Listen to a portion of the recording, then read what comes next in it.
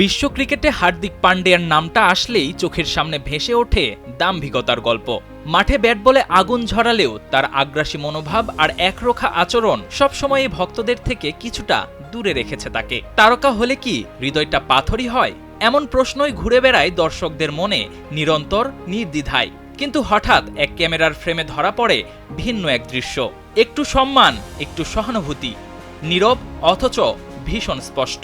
আর তাতে বোঝা গেল মানুষের পরিচয় এক লাইনে শেষ হয় না। দাম্ভিকতার আড়ালেও কোথাও লুকিয়ে থাকে নরম, মানবিক, কোমল এক হৃদয়।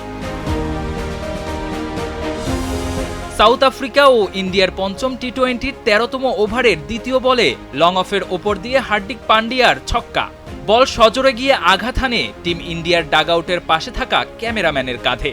ব্যথায় কাতর সেই ক্যামেরাম্যানকে সঙ্গে সঙ্গেই আইস ব্যাগ লাগিয়ে দেন ভারতীয় দলের এক কোচিং স্টাফ। বল লাগার দৃশ্যটি চোখ এড়ায়নি অপর প্রান্তে থাকা ব্যাটার তিলক ভার্মার। হার্দিককেও ইশারায় জানিয়ে দেন বিষয়টি। মনে রাখেন ভারতীয় অলরাউন্ডার। ইনিংস শেষ হতেই ছুটে যান সেই ক্যামেরাম্যানের কাছে। আইস ব্যাগ সরিয়ে দেখেন ক্ষতস্থান। আঘাতের ব্যাপকতায় অবাক হয়ে জড়িয়ে ধরেন তাকে। পিঠ চাপড়ে দিয়ে আবার আইস ব্যাগ লাগিয়ে দেন ক্ষতস্থানে। ঘটনাটির ভিডিও প্রকাশ হতেই মুহূর্তেই ছড়িয়ে পড়ে সোশ্যাল মিডিয়ায়। হার্দিকের এমন উদারতায় মুগ্ধ হন ভক্তরাও। হঠাৎ করে পান্ডিয়াকে ছুটে আসতে দেখে অবাক হয়েছেন আঘাতপ্রাপ্ত লোকটিও। মুখের হাসি লুকিয়ে রাখতে পারেননি তিনি। শেষে নিজেই জানিয়েছেন, আমি ঠিক আছি।